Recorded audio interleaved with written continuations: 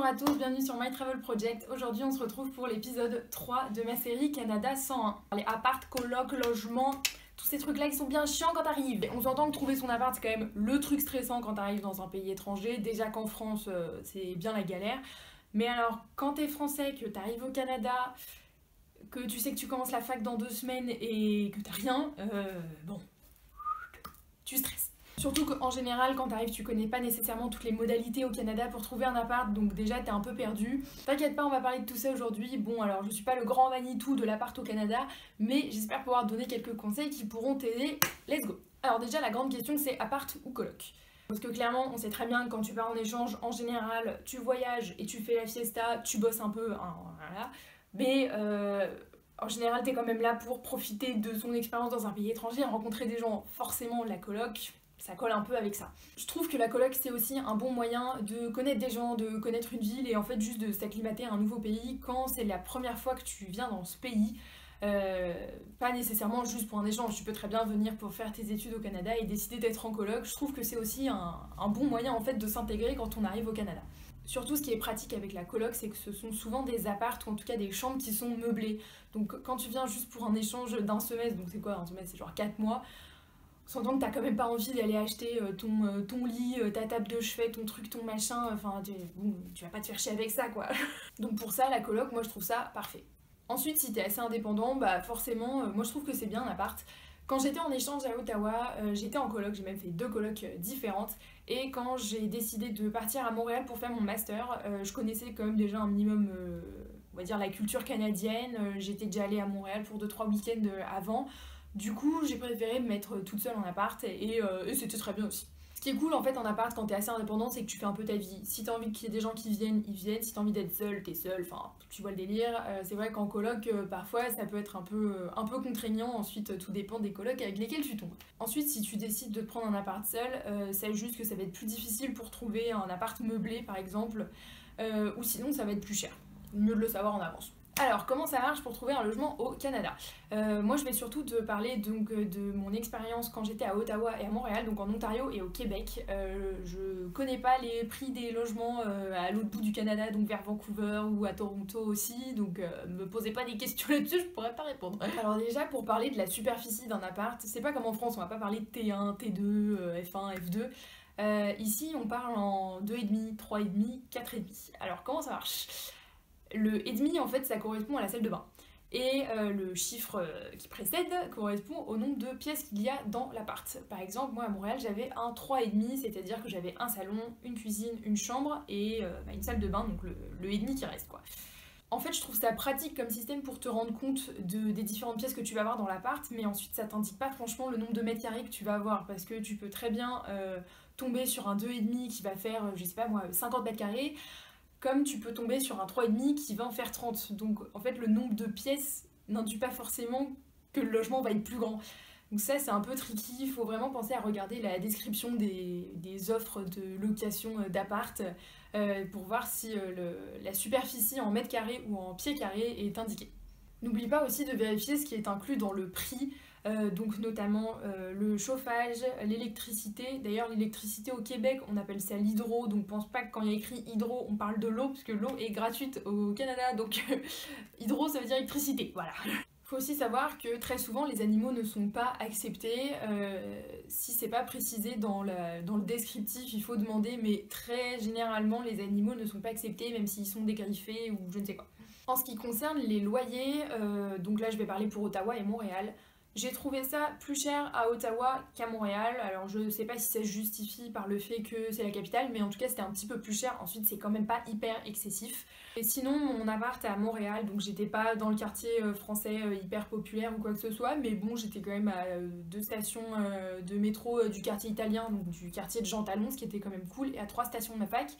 Et je vais être totalement honnête, je payais tout compris par mois, avec le wifi, l'électricité et tout le bordel. Je payais environ 500 € par mois et c'était à peu près un 40 mètres carrés. C'est quand même plutôt cool. Ensuite, il y a quand même des pièges, donc même si tu demandes ce qui n'est pas inclus dans le prix du loyer, si le chauffage n'est pas inclus par exemple, n'hésite pas à demander le prix du chauffage en hiver, parce que quand il fait moins 30, tu te doutes bien que ta facture de chauffage elle va être bien plus élevée. Donc voilà, n'hésite pas à le demander, ça te permettra de mieux appréhender en fait le véritable prix du loyer que tu devras payer en hiver, c'est-à-dire pendant les mois les plus froids. Donc pour ce qui est des délais entre guillemets pour trouver un appart, moi j'ai trouvé en 3 visites je crois, donc ça se fait quand même assez vite. Et quand j'ai rendu mon appart, j'ai retrouvé une locataire en l'espace de 2 jours. C'est-à-dire que j'ai posté l'annonce et la première personne qui est venue visiter a décidé de prendre l'appart. Donc ça se fait quand même très très vite. C'est pour ça qu'il faut pas que tu t'inquiètes si tu arrives tout juste à Montréal par exemple, que ta rentrée est dans 2 semaines et que t'as pas encore de logement. Ça se fait très très vite, à moins que tu aies des critères bien au-dessus de la norme quoi. Pour les papiers et les procédures pour louer ton appart, je trouve qu'au Canada, c'est quand même relativement facile. Par exemple, pour le dossier de garant, on m'a jamais rien demandé comme papier. Donc voilà.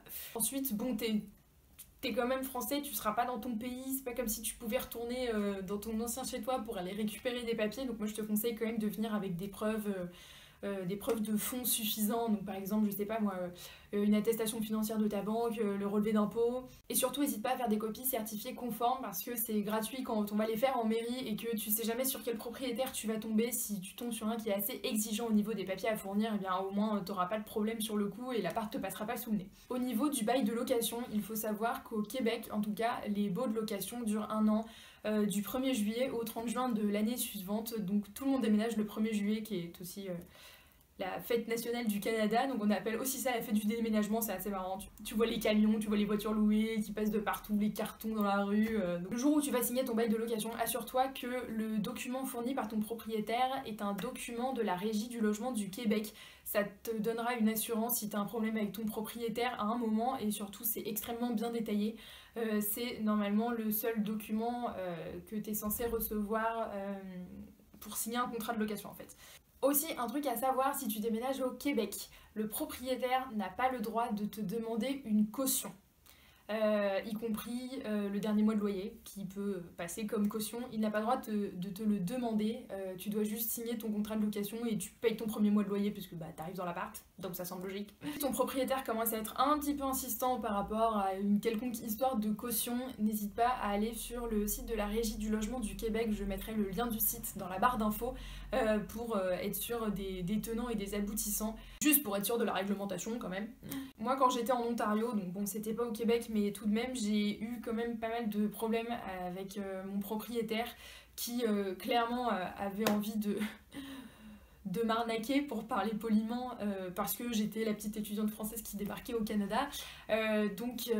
Enfin vous laissez pas démonter et si vous n'êtes pas sûr d'une législation ou quoi que ce soit, n'hésitez pas à aller sur le site du gouvernement, il y a tout qui est écrit.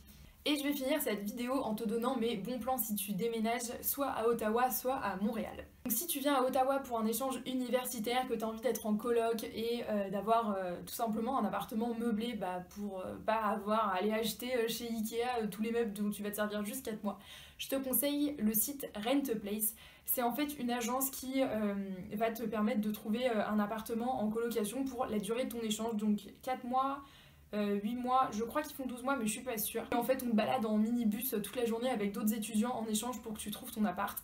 C'est un peu le premier arrivé, le premier servi, mais c'est un système qui est vraiment cool. Si tu trouves pas ton appart, c'est gratuit. Et si tu trouves ton appart dans la journée, tu dois payer genre 70 $, je crois. Enfin, en tout cas, moi, c'était 70 $ à mon époque.